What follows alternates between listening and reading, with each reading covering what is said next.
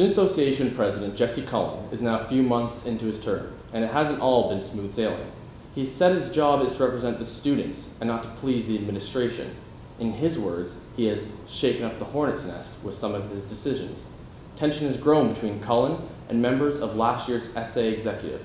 That tension became public on Facebook in the middle of October. Former SA President Ryan LePage and VP of University Affairs Mike Burton both provided their thoughts on Cullen on social media.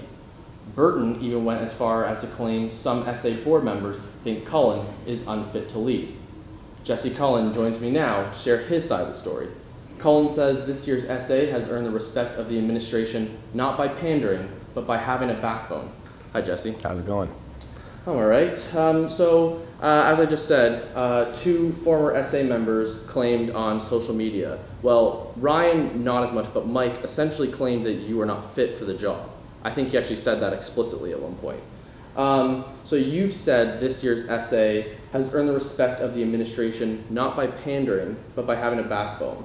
What did you mean by that, first of all? So we take strong positions with the administration. And because of that, they actually consult with us before they make decisions. So in the past, and I've been around this campus since 2010, and I've seen our student association continually capitulate to the demands of administration. And this year we've taken an approach that we're going to stand up for what students' interests are, not necessarily what's in the best interest of the institutions. And I think we've begrudgingly earned their respect. So as an example, even just yesterday we had Brad McIsaac, the registrar for UIT, come in my office and give us a heads up about some decisions they are making that potentially will have a negative impact on students, but I suspect strongly that if it wasn't for our principal position on many things, they wouldn't even have consulted with us in the first place. And so there's issues like that. I think students are ready for a student association that has a backbone, that's a real student union, that follows in a tradition of student unions around the world. As we're seeing right now in South Africa, where they've risen up against tuition increases. We see in Chile, where they fought for free education and won, as we see in Quebec, right next door, where they fight in the streets. And I think students on our campus are interested in having a voice similar to that. So my question is, what's the root of this tension between you or your executive and last year's executive? I don't think there is any tension, at least not on our end. I think what's happened since the beginning, there have been some folks who have engaged in like a whisper campaign, rumor mongering or passive aggressive posts, whether it be on social media. Our executive has chosen not to engage from the beginning. And even in posts like the one you've referenced in the intro, we didn't explicitly name anyone, right? If some people take that as a criticism, then so be it. And so the tension hasn't come from us. There has been a small group of people from the very beginning of the year who have had issue or taken issue with decisions we made, whether it be to cancel and disaffiliate with Tony Lee, an X-rated hypnotist on campus, who we felt perpetuated homophobia and rape culture on campus, or whether it be to cut funding for Campus Fest, so we had a cheaper show with Canadian artists and reinvest some of that money in advocacy.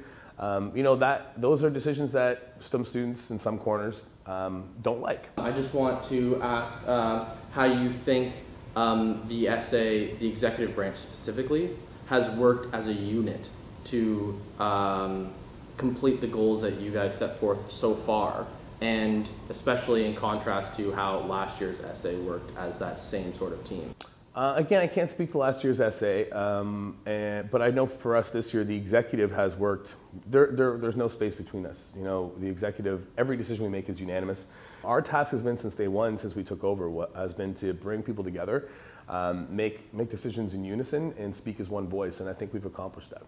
Well, I know that you said you can't comment on last year's, but you were a student here, so you saw some things with the essay that maybe you didn't like. Are there any things that you saw from last year's essay that you wanted to improve upon with this group?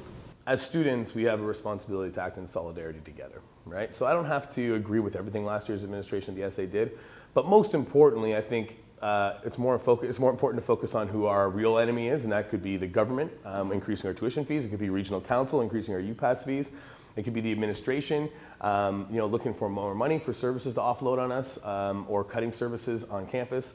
So at the end of the day, I think that's more productive for students to focus our energies on. We could talk all day about differences between last year's administration and ours, or even administrations that go back as far as 2005 at the SA.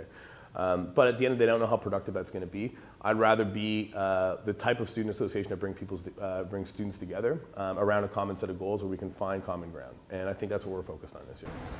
As Cullen said in both our interview and on Facebook, he plans to operate under the same platform that he ran and was elected under in the spring.